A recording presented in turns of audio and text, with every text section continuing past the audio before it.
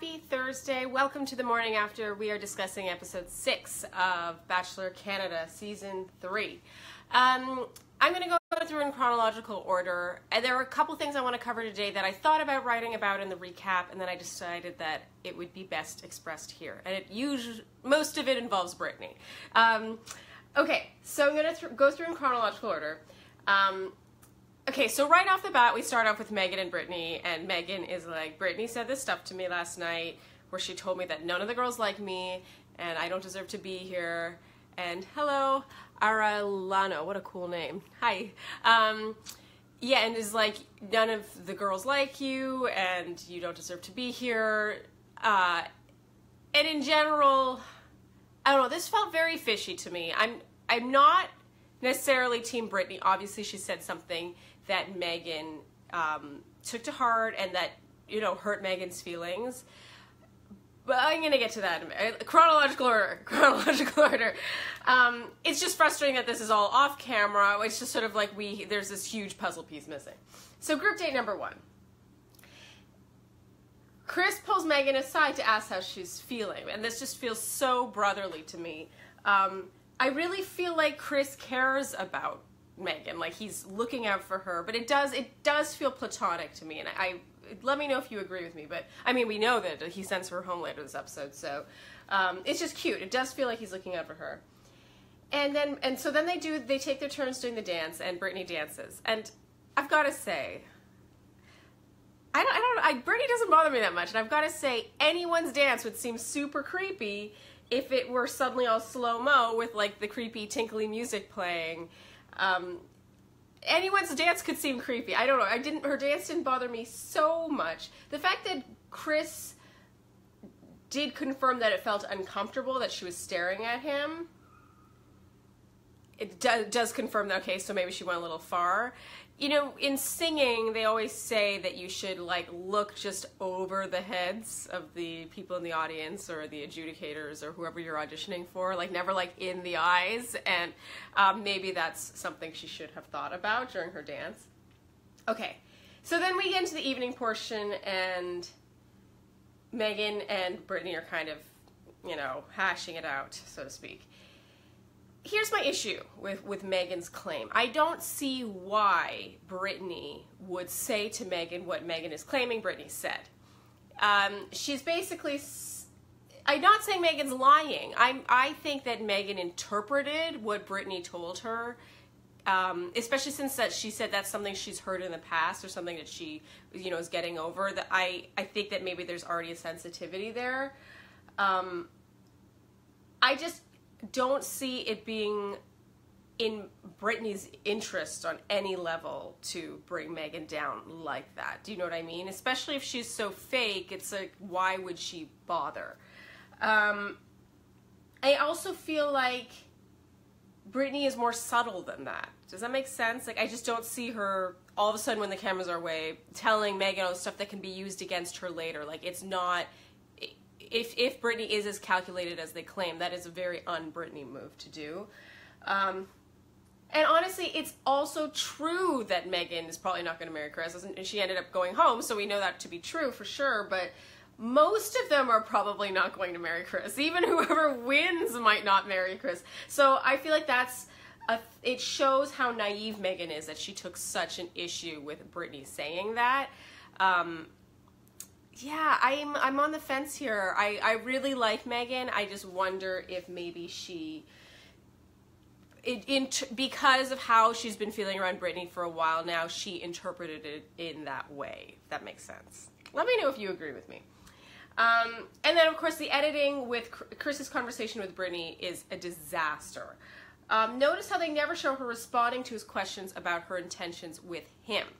So he's like, you know, are you here for me? Do we have a future? Like, we've had good times together. And then her responses always go back to being about the women. So it's like, it's common knowledge none of them want me here.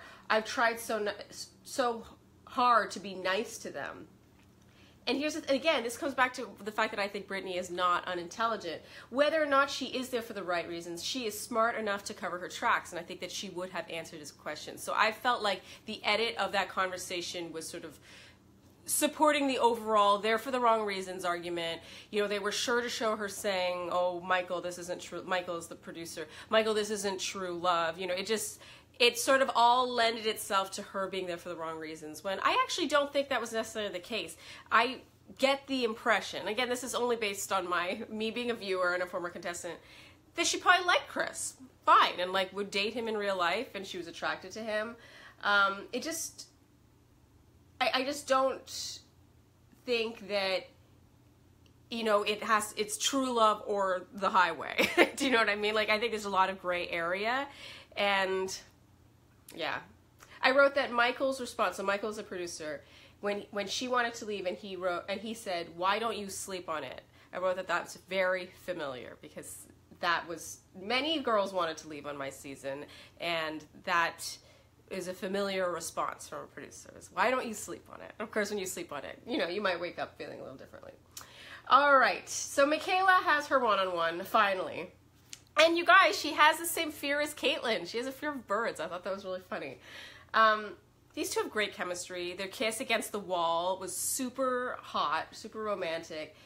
And meanwhile, okay, I always find it funny when, while Chris is on a one-on-one with another girl, he supposedly sends like wine and chocolates and flowers to his other girlfriends, because just to make sure that they know that he's thinking about them. It's like, oh, how thoughtful. It's sometimes the show just, moments like that, like sometimes it pokes fun at itself, and I didn't feel like this was it poking fun at itself. It seemed to think, oh, that's a sweet gesture. It's just sort of funny when he's making out with another girl and sending chocolates to his girlfriends back at the mansion. I love Michaela. She emanates a positivity and a sort of like gratitude. Like, she seems like, you know, like kind of high on life, but not in an annoying way. Like, I like her a lot. Okay, group date number 2. See, just when I think that Michaela and him have such great chemistry, then Lindsay comes along and they have incredible chemistry. There's no denying it. That makeout, that love potion makeout, was super hot. I still think I see Michaela winning, and I know that a lot of people think it's Lindsay. I think it's too obvious. It's too obvious? She's too young. It's both. Okay, Kate and Chris took a leap forward this week. She seems to have shown him her sexy side, and there's something very, like, womanly about Kate. She's not a girl. You know, like, she seems mature. And I like that she wrote, "I like to be mentally and emotionally stimulated all the time." I feel like there's a lot to Kate that we have yet to see. That she seems very complicated, and I always say this, she seems very intelligent to me. I like her. I just feel like we don't see enough of her to get the full picture because she is so complicated, and I still don't see her winning. That said, I really like her. And guys, this is the second week in a row that Katie got the clown music during her one-on-one time with Chris. You know what I mean about the clown music. It's not a flattering background music to have. And Chris said she's very intense and excited all the time. That's what he said about Katie. I confess in my Flare recap, I bumped Katie off Final Four. I still think she could make Final Four, but based on this week and last week, she's not winning. She's not winning. If she is, that's a crazy come from behind. Crazy. Okay, rose ceremony. Finally, we have a step forward for Stacy, you guys. You could tell by this conversation that there's more between them that we have been shown, because her one-on-one time is shown like maybe 30% of the time. And they have another kiss. We think it's kiss number 2. It could be kiss number 4, because we don't see enough of them. Yeah, I finally put Stacy in my top 4 for the first time of the whole season, excluding before the season began when we had to pick our picks based on their bio videos. I had Stacy up there, but then based on interaction, this is the first week that I have her up there. Megan talking to Chris. She keeps talking about Brittany, which is like, move on. It made me a little sad that she did that. And actually, I wrote that I think she was a little drunk. Megan seemed drunk to me during her one-on-one time with Chris. And this is a shame because she ended up going home after this. I don't think that it had anything to do with it. I do think Chris really liked her. But yeah, she seemed drunk to me. Also, Katie. I wrote, Katie also seems drunk. And I had to laugh at his one-on-one time with her. Chris's face when Katie claimed that her friends would say, Katie is the most chill. His face, he was like, it was really funny. I laughed out loud. Okay, and then Chris sends Megan home. And I love that he took the time to say to her, everything I said to you is real. I thought that he was good for her. I think that he was good to show her what is out there, how a man should treat you, and just good for her self-esteem. I think the whole affair was good for her self-esteem. I think that, yeah, if she had as good an experience, I think if she'd stayed much longer, then the heartbreak would be way, way more, and I think that he was right to send her home when he did. But again, I got a severe, like, platonic relationship between the two of them. I felt like it was more brotherly. Yeah. Okay, so I have one question from Sarah. Do you think this show can function without a clear villain? I think it can function without a clear villain. I think it's not very interesting without a clear villain.